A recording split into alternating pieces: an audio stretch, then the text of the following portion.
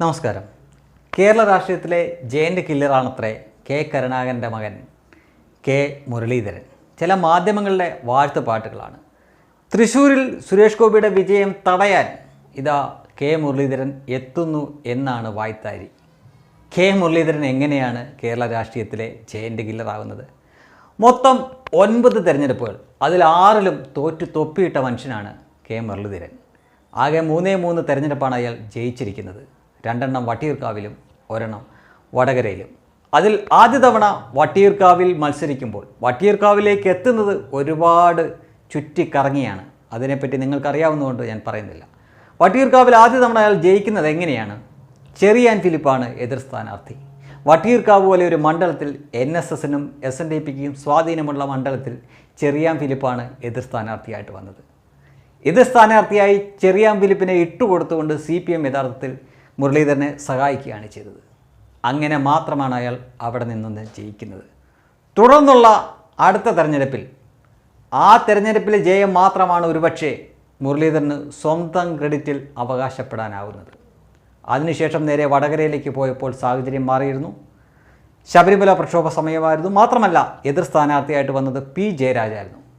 P. ജയരാജനെ തോൽപ്പിക്കുക എന്നത് പിണറായി വിജയൻ്റെ ആവശ്യമായതിനാൽ മുരളീധരൻ ജയിച്ചു കയറിയത് മാത്രമാണ്. അങ്ങനെ 3 തെരഞ്ഞെടുപ്പിൽ മാത്രമാണ് കെ മുരളീധരൻ ജയിച്ചത്. അതിൽ 1 മാത്രമാണ് അയാൾക്ക് അവകാശപ്പെട്ടത്. ബാക്കി 6 തോൽവി വേറെയുണ്ട്. കേരളത്തിലെ മുന്നണി സംവിധാനമാണ് നമുക്കെല്ലാവർക്കും അറിയാം. 13ഓളം പാർട്ടികളാണ് ഓരോ മുന്നണിയിലും.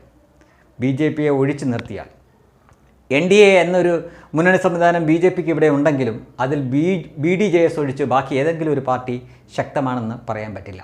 എന്നാൽ UDFും LDFും അങ്ങനെയല്ല. MLAമാരും MP മാരും ഉള്ള പാർട്ടികൾ അവരുടെ സഖ്യകക്ഷികളായുണ്ട്. അങ്ങനെയുള്ള മുന്നണി സംവിധാനത്തിൽ നിന്നിട്ട് പോലും 6 തെരഞ്ഞെടുപ്പ് തോറ്റ മഹാനാണ് കെ മുരളീധരൻ. വടക്കാഞ്ചേരിയിലും അതേപോലെ തന്നെ കൊടുവള്ളിയിലും തൃശ്ശൂരിലും കോഴിക്കോടും വയനാടും ഏറ്റവും ഒടുവിൽ നേമത്തും പൊട്ടിപ്പൊളിഞ്ഞ് പാളീസായതാണ്. നേമത്ത് കുമ്മനവുമായിട്ടുള്ള അയാളുടെ വോട്ട് വ്യത്യാസം 15,000-ന് മുകളിലായിരുന്നു. 3ാം സ്ഥാനത്തേക്ക് പോയി. അവിടെയാണ് പ്രത്യേകത. നേമം എന്ന മണ്ഡലം വട്ടിയൂർക്കാവിനോട് തൊട്ട് ചേർന്ന് കിടക്കുന്നതാണ്. വട്ടിയൂർക്കാവിൽ അയാൾ അത്രയും മികച്ചതായിരുന്നുവെങ്കിൽ തൊട്ടടുത്തുള്ള നേമത്ത് അയാൾ 2ാമതെങ്കിലും വന്നേനെ. പക്ഷെ വന്നില്ല. അവിടെ കുമ്മനവുമായിട്ട് ശിവൻകുട്ടിയുടെ ഭൂരിപക്ഷം എന്നത് 4,000-ൽ താഴെയാണ്. പക്ഷേ കുമ്മനവുമായിട്ട് കെ മുരളീധരൻ്റെ വ്യത്യാസം 15,000-ന് മുകളിലാണ്. ആ മുരളീധരനാണോ സുരേഷ് ഗോപിയെ തോൽപ്പിക്കാൻ വേണ്ടി പോകുന്നത്?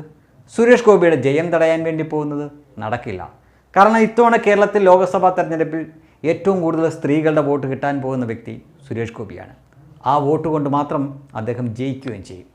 തീർച്ചയായിട്ടും ഇതുവരെയുള്ള ട്രെൻഡ് വെച്ച് നോക്കുമ്പോൾ വോട്ട് മറിച്ചാൽ പോലും ജയിക്കുന്ന സാഹചര്യമാണ് സുരേഷ് ഗോപിക്ക് അവിടെ. പക്ഷേ സുരേഷ് ഗോപിയെ തോൽപ്പിക്കാൻ പോകുന്നു, അല്ലെങ്കിൽ സുരേഷ് ഗോപിയുടെ ജയം തടയാൻ പോകുന്നു എന്ന ഭാവേന അവിടെ എത്തുന്ന മുരളീധരന് ഭൗതിക നേട്ടം വേറെയുണ്ട്. ജിഹാദികളും സുഡാപ്പികളും കോടിക്കണക്കിന് കാശ് കൊടുക്കും. ആ കാശ് നേമത്ത് വെച്ചും അയാൾക്ക് കിട്ടിയിരുന്നു. അതുകൊണ്ട് മാത്രമാണ് ഒട്ടും നന്ദിയില്ലാത്ത കെ മുരളീധരൻ അന്ന് സംഘികൾക്കെതിരെ BJPക്കെതിരെ അവിടെ മത്സരിക്കാൻ വരികയും തോറ്റു തുന്നമ്പാടിയെങ്കിലും കുമ്മനത്തിന് കിട്ടുമായിരുന്ന സീറ്റ് തൊലച്ചു കളയുകയും ചെയ്തത്. വട്ടിയൂർക്കാവിൽ ആദ്യം ജയിക്കുന്നത് എങ്ങനെയാണെന്ന് ചോദിച്ചാൽ NSSൻ്റെ കാല് പിടിച്ച്, അതേപോലെ തന്നെ ചില സംഘികൾ വോട്ടും ചെയ്താണ് അയാൾ ജയിക്കുന്നത്. പക്ഷേ ജയിച്ചതിന് ശേഷം മാറി നിന്ന് ജയിപ്പിച്ചുവരെ മുണ്ടുപൊക്കി കാണിച്ച പണിയാണ് അയാൾ ചെയ്യുന്നത്. മാറാടികൾ ചെയ്ത ചതി എല്ലാവർക്കും അറിയാം. മാറാടും നിയമവും ഓർമ്മയുള്ളവർ ഈ തെരഞ്ഞെടുപ്പിൽ സുരേഷ് ഗോപിയുടെ കയ്യാൽ രാഷ്ട്രീയ ചരമം അടഞ്ഞു കഴിയുന്ന മുരളീധരൻ BJPയിലേക്ക് കടന്നു കയറാൻ ഒരു ശ്രമം നടത്തും. പത്മജയെ സഹിച്ച സംഘികൾ പക്ഷേ മുരളീധരനോട് ക്ഷമിക്കുമെന്ന് തോന്നുന്നില്ല. കാരണം മാറാട് കലാപ സമയത്ത് അയാൾ എടുത്ത നിലപാട്, അതിനുശേഷം നേമത്ത് അയാൾ BJPയോട് ചെയ്ത ചതി, ഇത് രണ്ടും അത്ര വേഗം പുറത്തു കൊടുക്കും എന്ന് തോന്നുന്നില്ല. അതിനാൽ തന്നെ മാധ്യമങ്ങൾ ജയൻ്റ് കില്ലറായിട്ട് വാഴ്ത്തുന്ന ഈ മുരളീധരൻ ഈ വരുന്ന ലോക്സഭാ തെരഞ്ഞെടുപ്പിന് ശേഷം സുരേഷ് ഗോപിയുടെ കയ്യാൽ രാഷ്ട്രീയ ചരമം അടഞ്ഞു കഴിയുമ്പോൾ വന്നു നിൽക്കും BJPയുടെ പടിവാതിക്കൽ. പക്ഷേ സംഘികൾ അയാളോട് ക്ഷമിക്കുമെന്ന് തോന്നില്ല. ഇത്രയേ ഉള്ളൂ യഥാർത്ഥത്തിൽ കെ മുരളീധരൻ എന്ന കെ കരുണാകരപുത്രൻ.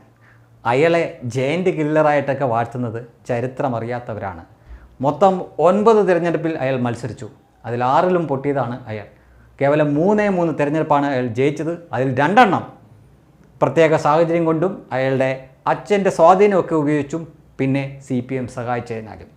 ഒരേ ഒരെണ്ണം മാത്രമേ ഉള്ളൂ അയാളുടെ ക്രെഡിറ്റിൽ.